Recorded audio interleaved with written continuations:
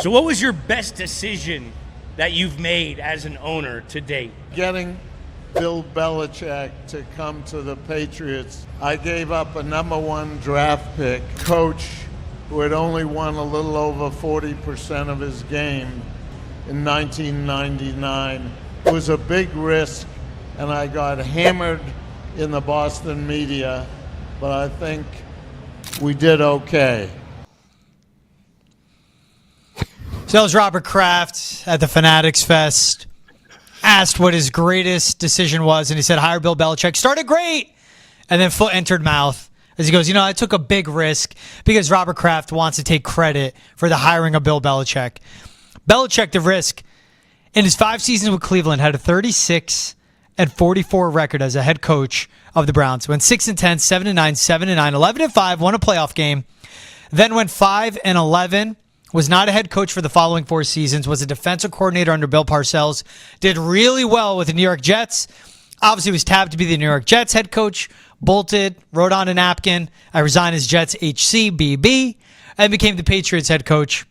The best part of this one, though, Athan, in an article written by Don Van Natta Jr., Belichick fired back saying, well, as I told Robert multiple times through the years, I took a big risk by taking the New England Patriots head coaching job. I already had an opportunity to be the head coach of the New York Jets, but the ownership situation was unstable. He's talking about the Jets there, because I believe it was like the Hess family that owned them at the time. And then Belichick went on. Yeah, right. And he goes, I had been warned by multiple previous Patriots coaches, as well as other members of other NFL organizations, that the New England job was going to come with many internal obstacles. Internal, not many obstacles. Internal ownership. I made it clear that we would have to change the way the team was managed to regain the previously attained success.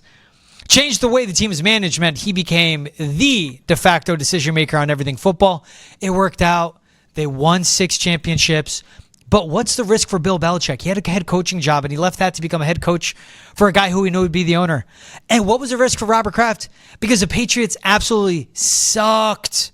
Aside from their 2 Super Bowl appearances, were absolutely terrible, and they had cheap ownership like they do now. It was a risk for both parts, but this is more on Robert Kraft again, trying to change what the story is and trying to change the narrative on if it was luck that he hired him, but it was him taking a risk, and he knew the calculated risk. And then it's also 2 old guys that are really rich and really wealthy and should not care what anyone thinks, let alone the other, going at each other in the media.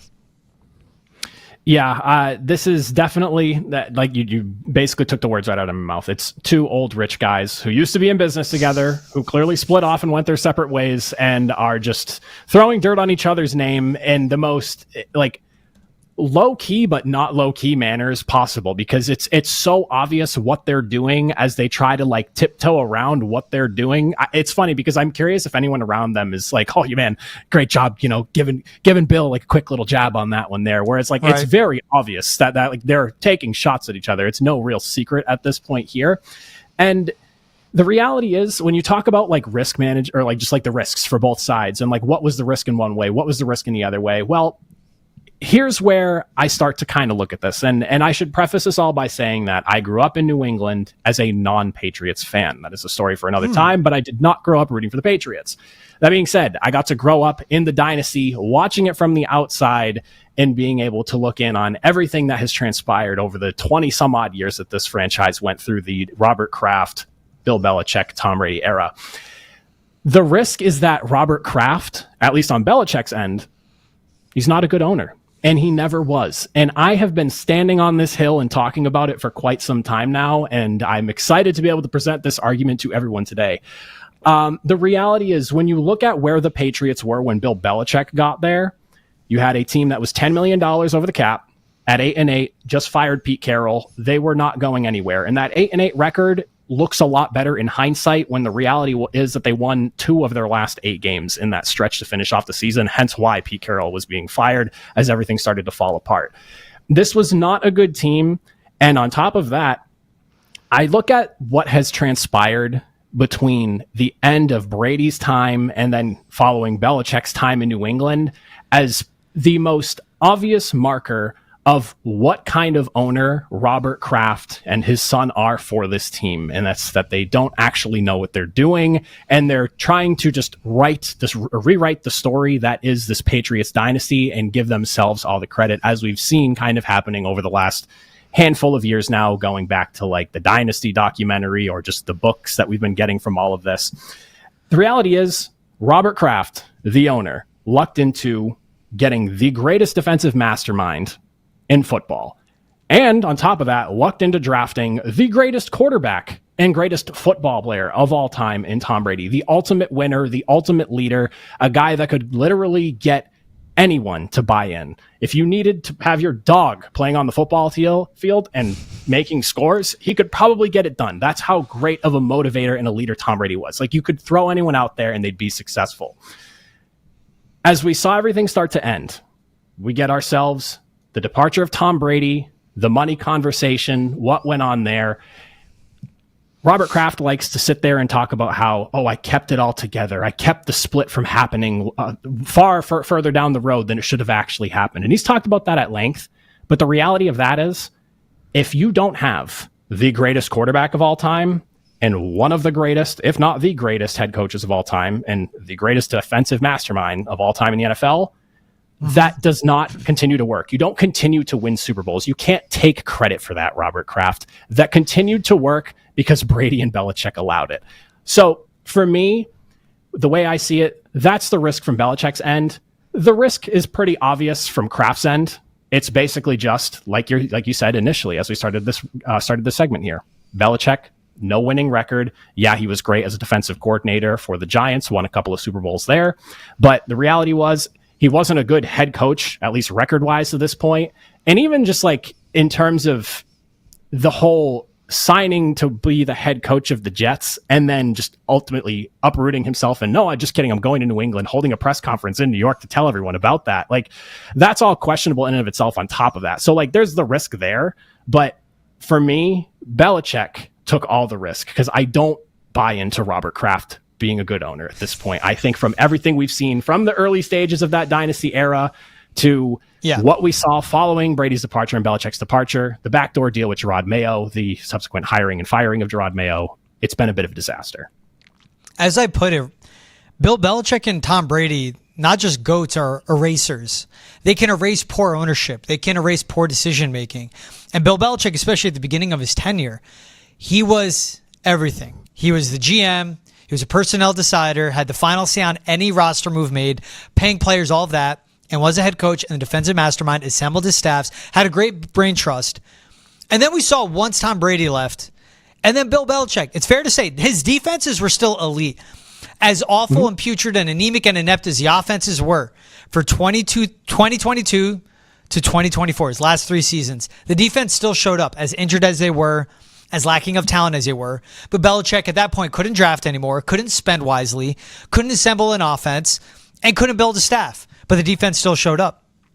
Tom Brady erased the deficiencies of Bill Belichick, but Bill Belichick and Tom Brady together, neither would be successful without the other. It's a great combo. There's a question of like the truth elixir. If you give Bill Belichick the truth elixir, what question would you ask him? It would be, hey, seriously, how much would you have won without Tom Brady? And you'd want the full, honest truth from Bill Belichick, and that would be an amazing thing to hear. How much would you have won without Robert Kraft? You'd probably laugh and go, it was me and Tom. And I think that's fair. What Don Van Natta notes in this, and this is the subliminal writing. You always got to catch, the stuff between the lines, right, Athan? He put that this is now year 14 of Robert Kraft campaigning to get into the Football Hall of Fame. And that's why he goes, the big risk I took to try and take credit for hiring Bill Belichick. The same way Bill Belichick can say, I took a risk by playing Tom Brady over Drew Bledsoe, which, that was a risk. Drew Bledsoe was a proven commodity. Tom Brady was just a young quarterback at that point. But he could also say, I took the risk at picking him and letting him wait, and then I knew the value to get him at 199. If he knew Tom Brady was going to be Tom Brady, he would not have waited around until the 199th pick. He wouldn't have waited around until the 6th round to take Tom Brady. Tom Brady becoming what he was his hard work, was part luck, because that's part of it. You got to fall into the perfect system and situation. And then his work ethic elevated him to the greatest football player of all time. Bill Belichick, it took a while for him to latch on and click as a head coach, but that worked out. And this is Robert Kraft again trying to change some things. Again, it's revisionist history is what he's trying to do for the people that can't think that far back. And the people at Fanatics Fest or see a TikTok, they go, oh, wow, yeah, there was a risk. And they go with that. What I want to bring up, too, when he brought up, I had been warned by multiple previous Patriots coaches. Well, Bill Parcells does not like Jonathan Kraft, despised him. And I think he famously said the only person worse than Robert Kraft is Jonathan. And that was part of Jonathan trying to be too meddling as an owner with the New England Patriots. And then we also know the Pete Carroll bologna sandwich story, where he came over from the 49ers. Everything was top class, all of that. And he goes, you know how you feed the players, culture, etc. And Robert Kraft's like, well, you know, we give them sandwiches and chips and that. We don't really spend that much money on food. And Pete Carroll's like, wait, what? And then he lasted 3 seasons and was fired. His mental approach, his aspect, his psychological approach to the game and building a team did not mesh with the Patriots. For Pete Carroll, it was probably invest in the players. California, cool, all about the players. Robert Kraft's like, no, budget, bottom line, all that. That was definitely the warnings he got. But again, and for Bill Belichick, take the risk. Yeah, you left the Hess family and the Jets with the ownership up in question, and he went to New England Patriots, which, that was a bad team that just fired a head coach. That's a soft landing because the expectations of New England were nothing. Old Foxborough Stadium was one of the worst in the league. They haven't won ever. They wouldn't been to Super Bowls, but that's it. There was no risk in him taking the job because he could have gotten fired again. Maybe he never becomes a head coach again, but he would have been a lifelong and he eventually probably would have became a head coach. Again, it's just these two old guys, Eighth. It's these two old guys. Like, stop, guys. Oh, yeah. I mean, this is one of the cases of like slow news day. Like, we could sit here and debate up and down over who took the bigger risk, Bill Belichick or Robert Kraft, and go through the nuances. And I can lay out my spiel that I did 100 times over and try to make more points about it. But at the end of the day, you can tell that it is mid-July.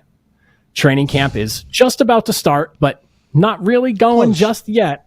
And we're all looking for things to talk about right now. And here we are discussing an article about two guys that have no association with each other at this current stage in what they do and are continuing to talk about each other because one is campaigning to try to get himself into the Pro Football Hall of Fame for the 14th season now. And you have Bill Belichick, who's running around with Jordan Hudson and is trying to, I guess, create a story that doesn't have to do with her, maybe. I don't know. Is it a coincidence that a new post went out on Instagram, what was it, yesterday, of them two by the water, and now all of a sudden this is coming out? Like, I don't know. It's just, it's that time of year where we're getting those types of things. And unfortunately, I think for somebody who grew up in New England outside of the Patriot fandom, and seeing this all happen the way it has, and just like the devolving of the relationship between Brady, Belichick, and Kraft, and whatever shape it is in now at this current stage, it's sad. Because I grew up not rooting for the Patriots. I hated the Patriots growing up. I was a Colts fan, for those of you who don't know. But as I got older, I grew to respect and admire what the Patriots built and what they were. And I remember when the rumblings first started to come out, and you're hearing, oh, there's some dissent amongst Bill Belichick and Tom Brady, and things aren't as pretty as it all may seem. It's unfortunate because everything that they put together for the 25 years, we'll just round the number to, that they put together, and for the championships won, it all has to sit now in this ugly pool of just yuck and mess because these two just need to take a shot at each other at any given opportunity. And it's just sad. It's sad because, again, I have so much respect for what the Patriots have done for basically my entire life. And to see that we can't celebrate it properly because these two guys are at each other's throats about various nonsense is just ridiculous. It'll be interesting when Tom Brady's honored with his statue, if Bill Belichick's in attendance. I haven't looked into... No, UNC is not playing football yet. That's with all of this, too. Like, one guy is the owner of an NFL team. The other guy is a college head coach. And they're going through this war of the words with the media. Dan Shaughnessy, when he wrote for the Boston Globe his review of The Art of Winning, the book written by Bill Belichick, which really didn't have anything in it, but he was just doing it because Jordan Hudson probably pressured him into doing it. Talking fast on purpose there. Is that there are 363 people acknowledged in that section. Robert Kraft isn't mentioned in the book once. Bill Belichick, for as much as he likes to put on the front of snap face and ghost book or whatever he wants to do, all that, doesn't pay attention to the media, doesn't care, is so hardwired and has such a shield up that it's all, he doesn't care. It's all about football. He's petty. He's insecure. He knows what everyone in the media is saying. Maybe he catches wind of this podcast. He knows everything that was written. He had a guy hired to literally do that, tell him everything that is said. That's what he does. And he's petty, and he cares about Robert Kraft taking shots at him, which is fine. If you're Bill Belichick, just go scorched earth on this one and be like, well, all right, Robert, what was the risk? Yeah, I did this, but also your team was blank, blank, blank. And guess what? And just be the, there's sometimes be the bigger person. Be an adult. Again, I'm saying this to a 73-year-old head football coach. Be a leader. I'd be like, yeah, sure, he took a risk on me, but I'd say it benefited us both. So who cares if it was a big risk? I'm happy he hired me. Kill him with kindness. I'm giving advice to an 83-year-old billionaire and a 73-year-old millionaire. Who am I? I'm Joe effing Schmo. I'm 31 years old, dude. It's just... Yes, it's a slow time. This is worth talking about. To your point, Athan, of the pedestal the Patriots are put on, what we look at the mountaintop of team building and dynasties and franchises, and now what we see, Robert Kraft, just be an owner. You'll get into the Hall of Fame eventually, dude. Just stop trying to make these pushes. And Bill, go coach football in Chapel Hill or go sit on a hill with your girlfriend that's 50 years younger than you. Ooh. Yeah. No, listen. It is that time of year. There's nothing going on. And we have two old guys that are just trying to ego check each other at every possible turn. I don't watch Love Island, but I would love to see a reality show of Bill Belichick and Robert Kraft. Same vacation house in Nantucket for 2 weeks. The Golden Island, they have the Golden Bachelor? Yeah, yes. Just the two of them, too. No one else in the house. They're forced to talk to one another. Maybe throw in one other person. I guess... Julian Edelman. I don't know.